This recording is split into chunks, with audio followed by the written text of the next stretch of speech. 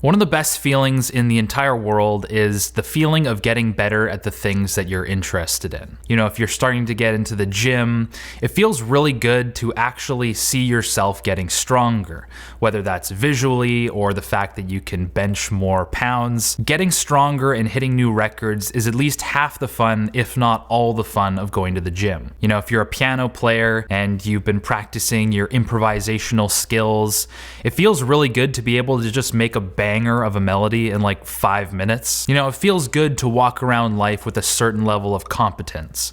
You've put in the work, you're better at certain things than most people. You know, competence makes you more useful to yourself, to your family, to your community, and it kind of makes the world a better place if you think about it. But if you've spent pretty much any time on the internet whatsoever, you've probably noticed that there's a culture that exists on Reddit and on YouTube and on bodybuilding forums that sees self-improvement as its own standalone hobby, detached from any particular interest or goal. And it's used almost like a widely prescribed antidote for a crappy life. You feeling down in the dumps? Try self-improvement. Oh damn, your dog died. There's this self-improvement book that I heard is really good. You should go pick it up and read it. Damn, that sucks, dude. Your wife left you? There's this bald self-improvement YouTuber that gives really good advice. You should give him a try. And that's either a good thing or a bad thing. I don't think you can really bash the sentiment, because improving yourself is obviously a noble and worthwhile aim. Like, what else are you gonna do? Like, get worse? But one thing that I do think is destructive is that these internet self-improvement communities seem to either intentionally or unintentionally sell this idea of self-improvement kind of being the answer to everything. You know, they sell this idea of being able to improve yourself to a point where you don't really have to deal with life's struggles. You know, you can eventually improve yourself to a point where everybody loves you because you're so charismatic, you have such a rocking body, everyone's just impressed with your Matt D'Avella biceps. I'm not ripping on Matt D'Avella, those things are huge. You know, you'll eventually make so much money that you can pretty much buy anything you want. And all this stuff sounds really great. I mean, who wouldn't want all that stuff? But as soon as you say it out loud, it becomes pretty clear that this type of thinking almost stems from a place of insecurity, of conditional happiness. It comes from a certain dissatisfaction of where you are now. Self-improvement, therefore, becomes kind of like a vehicle that will take you towards this fantasy, this perfect life that you've always dreamed of. But if you look at some of the most successful people on planet Earth, I can guarantee you they didn't get to where they were by just being really into self-improvement. Usually they get there by being really freaking good at something. You know, Bill Gates was obsessed with coding.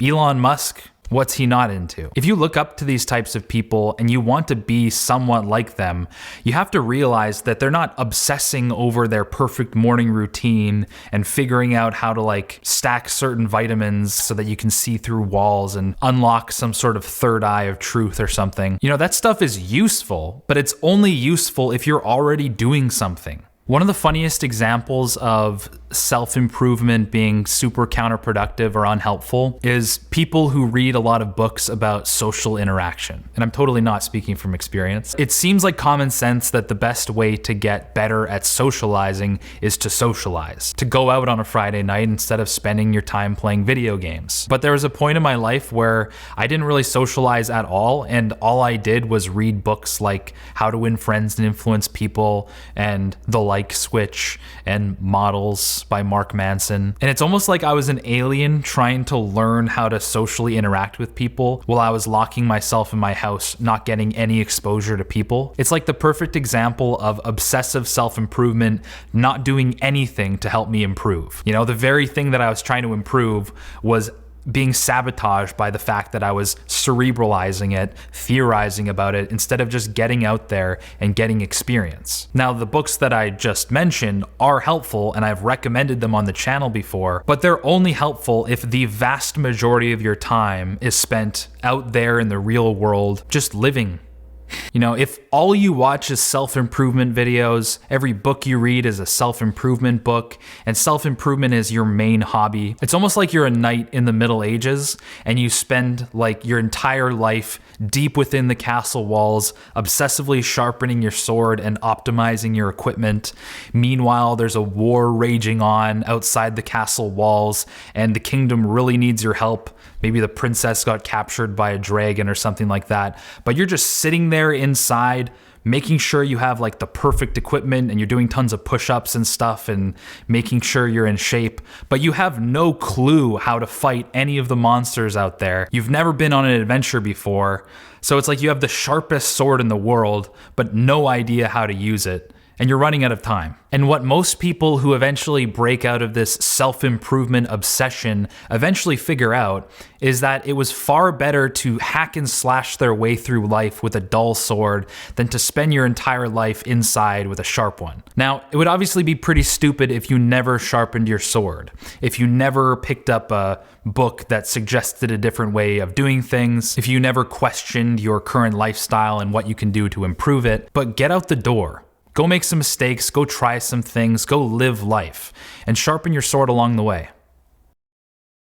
This video was sponsored by Audible, and I really want to use this opportunity to recommend a book, one of my favorite books that has absolutely nothing to do with self-improvement, and that is An Astronaut's Guide to Life on Earth by Chris Hadfield. And even though it has the word guide in the title, but it's not a self-improvement book at all. Chris Hadfield is a Canadian astronaut and the former commander of the International Space Station, and his life is a great example of the fact that he didn't spend a lot of time obsessing over self-improvement. He just had a goal and a dream and an obsession. He was out there in the real world gaining experience, making mistakes, failing, trying again. I really think it's a worthwhile read, and he narrates the whole thing himself on the Audible version, so it's definitely well worth it. Not only does Audible have the largest selection of audiobooks on the entire internet, but every single month they send you 1 credit, which you can spend on an audiobook of your choice regardless of cost. And they also send you 2 Audible originals. And one of the best things about Audible is that if you decide to cancel your membership at any time, you still keep your entire library of audiobooks, including the audiobooks that you got for free using their credit system. Audible is one of my favorite sponsors on this channel because I use them all the time. I listen to more audiobooks than I read physical books. So to sign up for your free 30-day trial, click the link in the description below or text Better Ideas to 500 500. Once again, to sign up for your free 30-day trial, click the link in the description below or text Better Ideas to 500 500. If you like this video, make sure to hit like, because when you hit like, the algorithm blesses me and it shoves my bald head into people's home pages, which could potentially help them out, help them snap out of a self-improvement obsession and start living life to its fullest. It sounded a little bit cheesy, but it's true. If you're lurking here and this is the billionth time that you've seen my face, I've said bald head way too many times in this video. If you've seen me several times and you haven't clicked subscribe yet, click subscribe and make sure you hit the bell icon so that you don't miss future videos. I posted a vlog to my second channel. It's more of like a filmy, I don't know. The link to my second channel is in the description below. Other than that, thanks so much for watching. There's plenty of great content coming out very soon. I'm gonna be posting 2 more videos within the next 20 days or so, so it's gonna be a real hoot. Feels good to be back, and those new videos will be in my brand new place because I'm moving out of this joint. Thanks so much for watching, and we'll catch you in the next video.